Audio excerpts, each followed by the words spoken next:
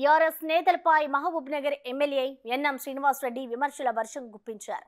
స్థానిక municipal chairman, vice చైర్మన్లు మాజీ మంత్రి చేతుల్లో కీలుబొమ్మలుగా మారారని, ఏనాడు మున్సిపాలిటీ అభివృద్ధి గురించి ఆలోచించలేదని మండిపడ్డారు.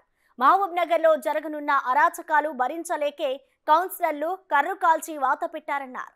రాబోయే రోజుల్లో బీఆర్ఎస్ భూస్థాపితం కావడం ఖాయమంటున్న ఎమ్మెల్యే ఎన్ఎం శ్రీనివాసరెడ్డితో మా బిగ్ టీవీ ప్రతినిధి Shankar face to face. Nagar మున్సిపాలిటీలో చైర్మన్, వైస్ చైర్మన్లపై ప్రవేశపెట్టినటువంటి అవిశ్వాస తీర్మానం నెగ్గింది. మొత్తం 36 మంది కౌన్సిలర్లంతా కూడా పూర్తి స్థాయిలో తమ మద్దతు ప్రకటించి వారిపైన అవిశ్వాస తీర్మానానికి కూడా ముందుకు వెళ్లారు. ఈ నేపథ్యంలో ప్రస్తుతం మన దగ్గర స్థానిక ఎమ్మెల్యే ఎన్ఎం శ్రీనివాసరెడ్డి గారు ఉన్నారు. ఆయన మాట్లాడదాం. సార్, ఓవరాల్గా ఒక 2 డేస్ నుంచి కూడా ఇదంతా కూడా ఒక ఉత్కంఠితమైనటువంటి అంటే చర్చకు దారితీసింది. ఓవరాల్గా వారిని డబ్బుతో మభ్యపెడుతున్నారనే కోణంలో కూడా చాలా సందర్భాలు వచ్చాయి. కానీ ఓవరాల్గా ఈరోజు జరిగిన దాన్ని ఎలా చూస్తారు సార్?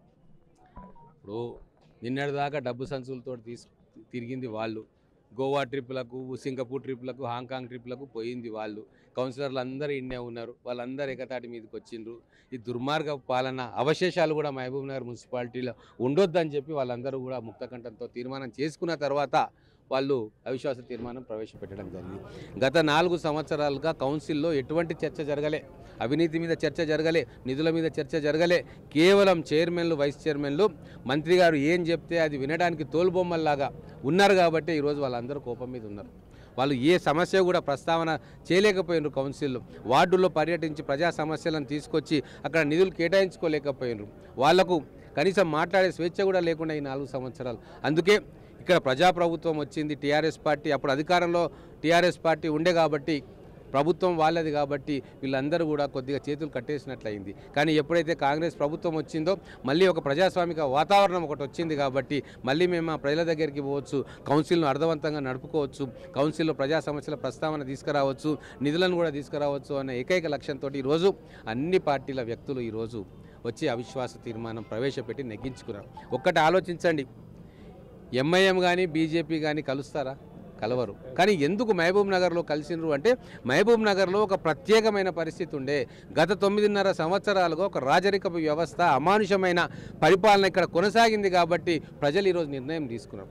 ఎప్పుడైతే ఇక్కడ శ్రీనివాస్ గౌడ్ను ఓడించి ఎన్ఎం శ్రీనివాసరెడ్డిని గెలిపించినరో ప్రజలు ఎటువైపు ఉన్నారు, ప్రజలు ఏం కోరుకుంటున్నారు అని చెప్పి కౌన్సిలర్లకు కూడా అర్థమైంది.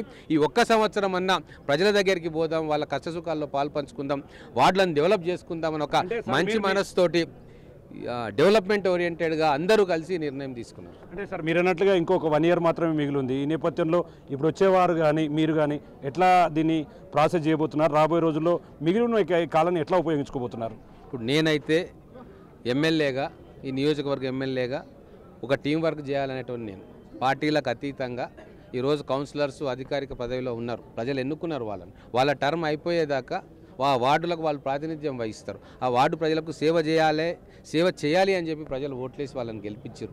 కాబట్టి నా సంపూర్ణ సహకారం ఉంటుంది అందరికీ. ఈరోజు ప్రజాప్రతినిధులుగా ఉన్న 49 మంది ఇక్కడికి వచ్చిన వాళ్ళు, రాని వాళ్ళకు కూడా నా సంపూర్ణ సహకారం వార్డులలో ఉంటుంది. మనం ఒక టీమ్ స్పిరిట్ తోటి పనిచేయాలి, మహబూబ్నగర్ ప్రజల కోసం పనిచేయాలి తప్ప మిగతావేవి కూడా ఆలోచించకూడదు, నారో మైండెడ్గా ఉండకూడదు మనం. కాబట్టి ఈరోజు అందరూ కలిసి ఒక మెసేజ్ని ఈరోజు తెలంగాణ ప్రజలకు ఇస్తూ ఉన్నారు. ప్రజల సంక్షేమం ముఖ్యం, ప్రజల కోసం పనిచేసేది ముఖ్యం తప్ప ఈ పార్టీలకు అతీతంగా కూడా మనం సందర్భాల్లో పనిచేయాల్సి ఉంటుంది అని చెప్పి ఈరోజు మహబూబ్ నగర్లోని కౌన్సిలర్లు ఒక ఎగ్జాంపుల్గా, తెలంగాణ రాష్ట్ర ప్రజలకు ఎగ్జాంపుల్గా నిలిచిర్రు. కాబట్టి మహబూబ్ నగర్ ప్రజలు కూడా అదే కోరుకుంటూ ఉన్నారు. ఈ డమ్మీలు, కీలుబొమ్మ చైర్మన్లు, వైస్ చైర్మన్లు, రిమోట్ కంట్రోల్ ఆడిస్తే ఆడేటట్టుగా ఉన్న వీళ్ళను పక్కకు తప్పించి నిజంగా ప్రజల కోసం పనిచేసే చైర్మన్ రావాలి, వైస్ చైర్మన్ రావాలి. వాళ్ళ నాయకత్వంలో కౌన్సిల్లో ప్రజా సమస్యల ప్రస్తావన రావాలి. అందరూ కలిసి మహబూబ్ నగర్ మున్సిపాలిటీని అభివృద్ధి చేసుకోవాలి. నా వంతు సాయంగా ఖచ్చితంగా ముఖ్యమంత్రి గారితో, సంబంధిత మంత్రులతో మాట్లాడి మున్సిపాలిటీకి అత్యధికమైన నిధులు ఎట్లా తీసుకురావాలి అని చెప్పి వాళ్ళందరితో చర్చించి ఒక టీం వర్క్గా మేము ముందుకు పోదలుచుకున్నాం. చాలా మున్సిపాలిటీల్లో ఇదే తరహా కొనసాగుతూ వస్తుంది. కానీ ఒకవైపు బీఆర్ఎస్ పార్టీకి సంబంధించినటువంటి కేటీఆర్ కావచ్చు, ముఖ్య నేతలు కూడా కాంగ్రెస్ గవర్నమెంట్కి సంబంధించి చాలా ఇబ్బంది కాబోతుంది, భవిష్యత్తులో తిరిగి తమే అధికారంలోకి రాబోతున్నామంటూ కూడా చెప్తున్నటువంటి పరిస్థితి. దీన్ని ఎట్లా చూస్తారు సార్? ఉట్టికెక్కలేనమ్మ స్వర్గానికి ఎక్కిందట, అట్టనే ఉంది వాళ్ళ పరిస్థితి. ఇంకా వాళ్ళకి అర్థమైతలేదు ప్రజలు బండకేసి కొట్టిరని. కేసీఆర్ను కూడా బండకేసి కొట్టిరు కామారెడ్డిలా. ఇంకా వాళ్ళకి అర్థం కావట్లే. అంటే ప్రజాస్వామ్యంలో ప్రజల తీర్పును గౌరవించాలి. ప్రజలు మిమ్మల్ని అపోజిషన్లో కూర్చోమని చెప్తే 2 రోజులు కాలేదు, అసెంబ్లీ మొదలే కాలేదు, ప్రమాణ స్వీకారం కాలేదు, ఈ ప్రభుత్వం పడిపోతుంది, ఈ ప్రభుత్వం 3 నెలలు ఉంటుంది అని చెప్పి వాళ్ళ మనుషులు వాళ్ళ చెంచగాళ్ళు అందరూ కూడా టీవీలలో చెప్పడం జరిగింది. కానీ ఈరోజు నేను ఒకటే చెప్తా ఉన్నా, ప్రజలు ఇప్పుడే కాదు, 3 నెలలలో కాదు, 30 ఏళ్ళైనా సరే బీఆర్ఎస్ పార్టీకి మళ్ళీ ఒకసారి ఓటేయరు. ఎందుకంటే అంత దారుణంగా మోసం చేసిన తెలంగాణ ప్రజలను, దోసుకున్నది తెలంగాణ ప్రజలను. మేడిగడ్డ ప్రాజెక్టు, కాళేశ్వరం ప్రాజెక్టే నిలువెత్తు సాక్ష్యం. మహబూబ్నగర్ మున్సిపాలిటీలో జరిగిన అవకతవకలు కూడా నిలువెత్తు సాక్ష్యం. కాబట్టే ప్రజలు, మహబూబ్నగర్ ప్రజలు కావచ్చు, తెలంగాణ ప్రజలు కావచ్చు, చాలా క్లారిటీతో ఉన్నారు.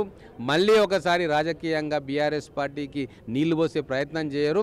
శాశ్వతంగా బొందగబెట్టే కార్యక్రమం ఈ పార్లమెంట్ ఎన్నికల్లో జరగబోతా ఉంది.